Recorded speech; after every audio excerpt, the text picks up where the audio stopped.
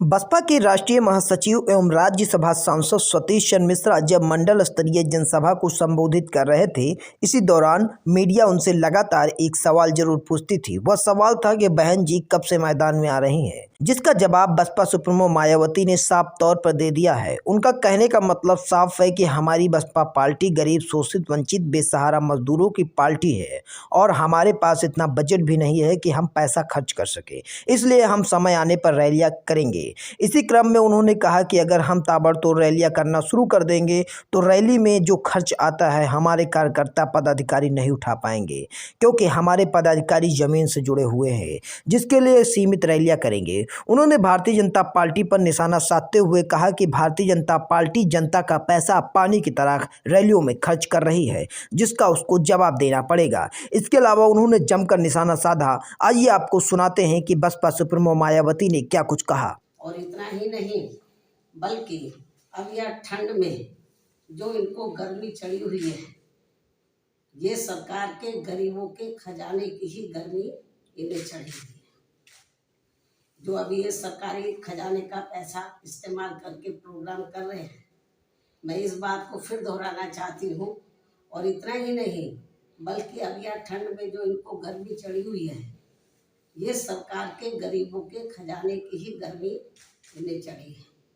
लेकिन जब ये पार्टियां सत्ता में नहीं होती हैं, तो तब ये पार्टियां हमारी पार्टी की तरह ही चुनाव घोषित होने से कई कई महीने पहले तब ये सब ताबड़तोड़ जनसभाएं आदि नहीं करती हैं और फिर इनको अपने विरोधियों पर ठंडी गर्मी व हमारी संस्कृति के बनाए गए रिश्ते नातों आदि को भी लेकर कटाक्ष करने की याद नहीं आती है, क्योंकि उन पर फिर पैसा इनकी पार्टी का ही लगता है, अर्थात सरकार का नहीं।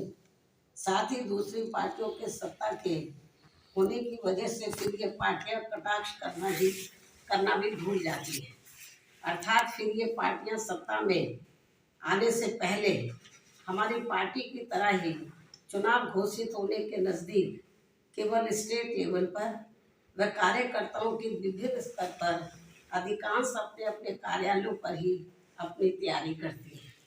ये सब इन पार्टियों के साथ साथ हमारे मीडिया बंधुओं को भी मालूम है।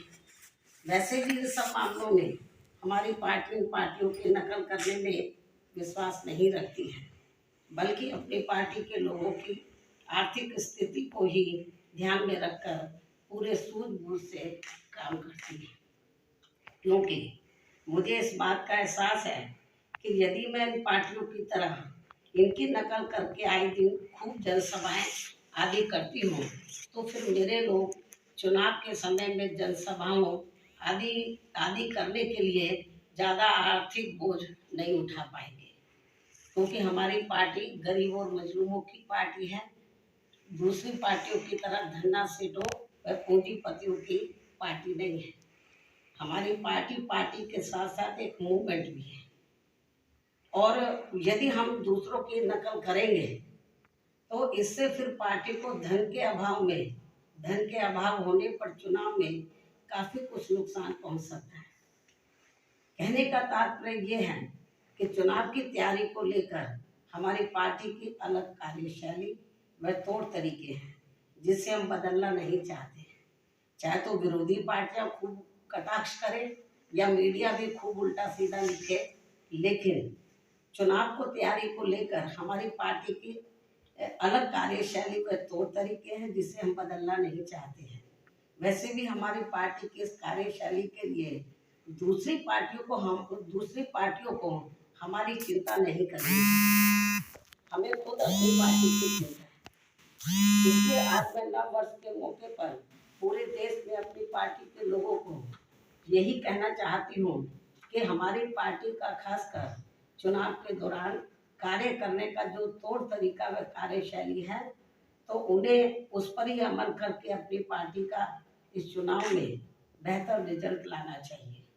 और यदि हम इस मामले में दूसरी पार्टियों की नकल करते हैं, तो उनके पास पैसा सरकार के साथ साथ बड़े बड़े पूंजीपतियों व धन्ना सेठों के पास से भी खूब आता है, जिनको फायदा पहुंचाने के लिए ये पार्टियां शुरू से ही यहाँ गरीबों व कमजोर तबकों का लगातार शोषण करती आ रही है।